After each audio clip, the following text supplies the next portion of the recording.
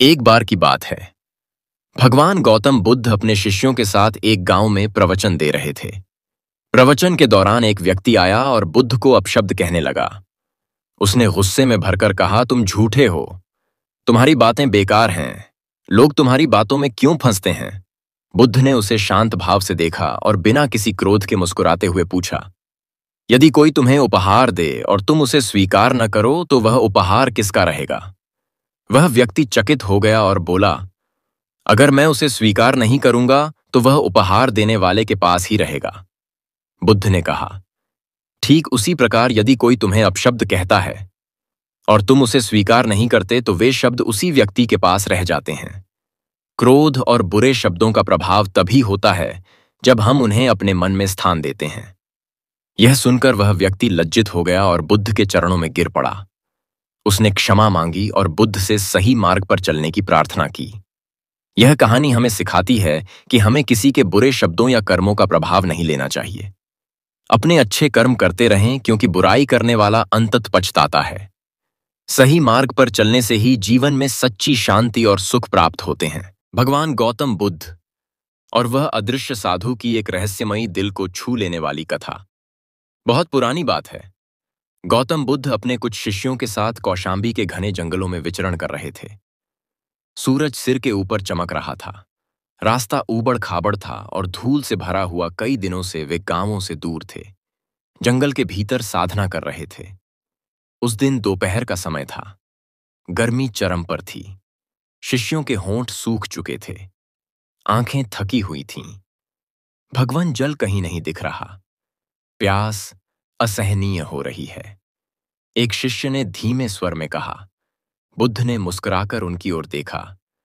प्यास शरीर की होती है। तुम आत्मा को शांत करो, ध्यान लगाओ, शांति स्वयं जल बनकर आएगी। शिष्य कुछ समझे कुछ नहीं, लेकिन वे सभी वृक्षों के नीचे बैठ गए और ध्यान में लीन हो गए। और तभी वह आया। एक रहस्यमयी उपस्थिति ने बुद्ध के समीप आकार लिया। वह एक वृद्ध साधु था। आंखों में तेज ललाट पर भस्म और शरीर में कोई कंपन नहीं। लेकिन आश्चर्य की बात यह थी, शिष्य उसे देख नहीं पा रहे थे, केवल बुद्ध की आंखें उसे देख रही थीं। साधु बोला, बुद्ध तुम महान हो, लेकिन क्या तुमने अपने शिष्यों को भी वैसा ही बनाया है जैसे तुम हो?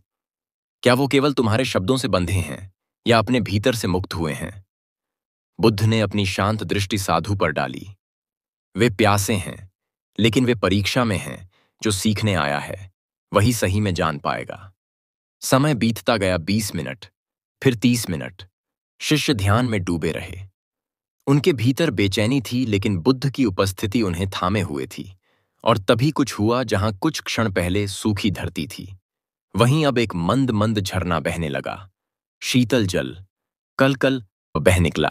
पक्षियों की चहचहाहट गूंज उठी और वृक्षों में हरियाली फैल गई। शिष्य एकदम चौंके। वे उठे, दौड़ पड़े पानी की ओर और तृप्ति से जल पीने लगे। बुद्ध अब भी शांत थे। उन्होंने अपनी आंखें खोलीं और देखा, साधु अब स्पष्ट रूप से सामने खड़ा था। वह मुस्कुराया। तुम सफल हुए बुद्ध। तुमने उन्हें मजबूर नहीं किया, तुमने केवल दीपक दिखाया और वे स्वयं चल पड़े। यही सच्ची शिक्षा है। बुद्ध ने धीरे से सिर झुकाया। जो अदृश्य होकर भी दूसरों में प्रकाश भर दे, वही सच्चा शिक्षक होता है। अंतिम मोड़। साधु धीरे धीरे हवा में विलीन हो गया। शिष्य चकित होकर पूछने लगे, भगवान वह कौन थे? हम तो उन्हें देख ही नहीं पाए। बुद्ध ने शांत भाव से उत्तर दिया, वह मेरा ही अतीत था, मेरी अंतिम परीक्षा।